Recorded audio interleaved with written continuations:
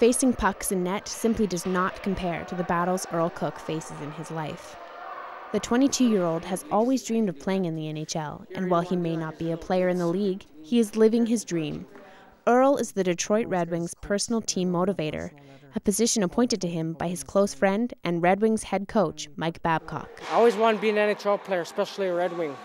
And now I'm in the NHL. As the team, I would call myself the team encourager.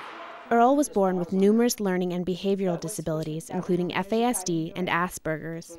As an infant, he was abused, and his poor physical development led doctors to diagnose him with a medical condition called failure to thrive. But Earl isn't one to listen to a doctor's prognosis. He's survived cancer 7 times.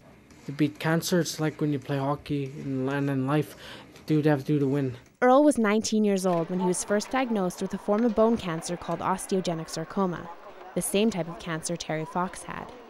As a result, he had his leg, pelvis, and hip amputated. When the cancer returned to his heart and right kidney last winter, doctors weren't hopeful he would survive. Remarkably, both tumors have shrunk to half of their original size. 3 things that are keeping me alive right now. Chemo, number 1. Family, my church family, my extended family, everyone else that knows me, and hockey. And Mike Babcock. Earl was first introduced to Babcock through TSN sportscaster Darren Dreger after his amputation surgery in July 2008. Since their first phone conversation, Earl and his foster mom of 6 years, Debbie Hopkins, have attended more than 60 Red Wings games. I just have a feeling that Earl kind of Mike warmed up to Earl rather quickly. And Earl, sort of had a little conversation with him, and within about 5 minutes of his conversation, he was telling Mike how he should run his team. And I just think Earl just burned a hole in all their hearts. Like, he just went around there. Earl speaks his mind. He tells the players when they've done something bad, and little by little, he has just become actually a part of the team. The Detroit Red Wings' Joe Louis Arena is Earl's home away from home. He has free access to roam just about wherever he wants. He sits on the bench during practice, works out with the team, and even relaxes with the Red Wings in the Players' Lounge. Earl always says, I wonder if Mike's ever going to stop inviting us to come down there. I said, you know what, Earl? I think he already has stopped inviting us. I think we just let him know when we want to come, and that's the way it is. And new appointments for next week? Blood test Tuesday, treatment Wednesday. Earl's chemo is frequent and ongoing, so to avoid painful needles, he receives the treatment through a port implanted beneath the skin on his chest. Take a nice deep breath for me in.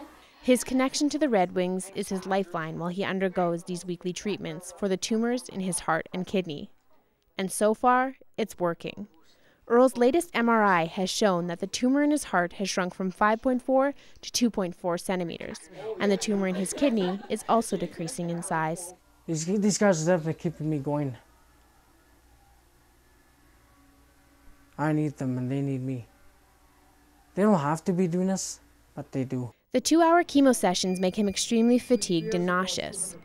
And then I touch my head, Bob, touch my eyes, and I go, okay, let's go, face off. And I'm ready. Get in the zone. Still, Earl manages to get out on the ice, where he plays goalie in Manitoba's Junior Sledge Hockey League. I can't play floor hockey, can't play ice hockey. This is the only hockey I can play. But at least it's still hockey. His doctors cleared him to play in the Junior League this past September, and because his health continues to improve, he will soon be able to play with the highly physical and competitive senior team. I look at the pucks as cancer cells and blocking them, not letting them enter my net. I actually said that today before the game. I said, today I'm going to go stop as many pucks as I can because those are the cancer cells and I'm going to block them. It's a tough life that we've had to journey through these last 4 years, but we have, on the other hand, had a ton of fun. I'm just really happy and feeling very blessed that he can play hockey again. If you want to follow Earl's journey with cancer and his experiences with the Red Wings, you can visit www.hisnameesearl.blogspot.com. Earl's chemotherapy is ongoing, but he won't let it keep him off the ice. He says he owes his motivation to Mike Babcock. So it's safe to say he keeps you going? He's what makes you keep playing hockey even if you don't feel well? No, it's me who wants to play hockey. He keeps me wanting to live. Jessica Cable, Live at 5.